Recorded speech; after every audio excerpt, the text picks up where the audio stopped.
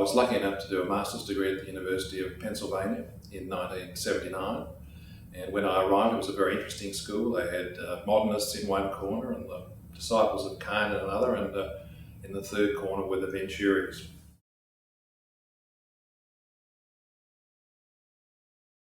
There was no mistake in the Venturi studio. It was learning from Atlantic City, and I was lucky enough to be one of the 15 students involved in that studio with Stephen Eisner, who was our studio professor. And for the next 10 or 12 weeks, we used the learnings from the Las Vegas studio to undertake a similar study in Atlantic City with Eisner. So this was looking at the way buildings communicated, the signs and symbols, not of the strip, but of the boardwalk.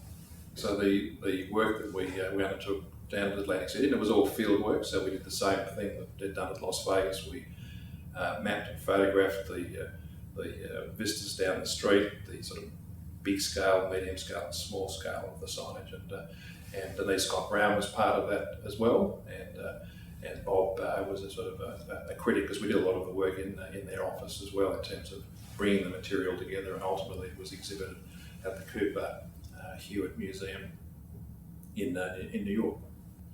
Well, about 2 weeks into the studio, Steve Eisner tapped me on the shoulder and he offered me a part-time job in the Venturi office, working on a whole range of projects, on competitions. They were just finishing the ISI building in Philadelphia, but it was a very small office. I remember it being very, had a sort of messy vitality about it, and there were samples and drawings and models all over the office. But it was a very close-knit office. I can recall very vividly one weekend working in the office, and Bob pulled up at the desk next to mine and drew up. We were using drawing boards obviously back then.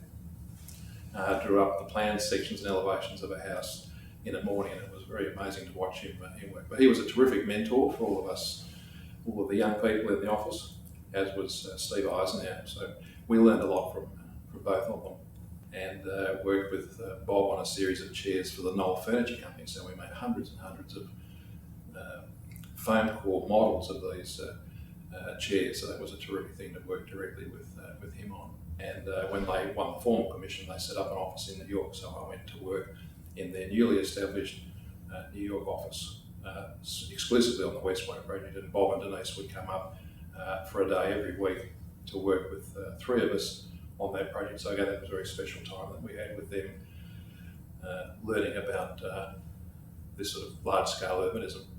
Clearly, everybody who worked in the office had a connection to the kind of thinking that Bob had introduced in his first book, and subsequently the theories of the dark and the decorated shed in the Learning from Las Vegas book. And I think Eisner, more than any of them, he was the one that we young people worked most closely with. Steve was the one who was really, really interested in the way buildings acted as signs. And he was a great photographer too, so during our Atlantic City studio, he would accompany us and he would set up his large format camera, square set in front of all of these wonderful shops that were still there, showing all this incredible signage that dated back to the 1920s. We used to refer in our office in Melbourne to taking photographs of our buildings, the Steve Eisner shot. So it had a kind of particular way of viewing the work in a very planimetric, direct way. So when I came back from America, which was in mid-1981, the Halftime Club was in full flight here in Melbourne, and people like Ian McDougall and Richard Munday, Jennifer Hocking, and of course my brother Cameron and I, there was a lot of interest in the work of the Venturis. So I'll cut to the Lyons part now. So in our more recent work with the Lyons practice, there were people who study our early projects up through to the sort of early 2000s. We'll see that there's a very clear connection to the work of the Venturis.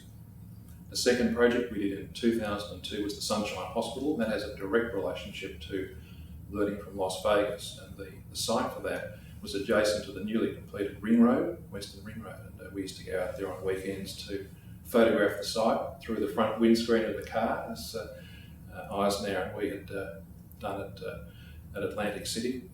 And this was a building that we designed very much from the view from the freeway.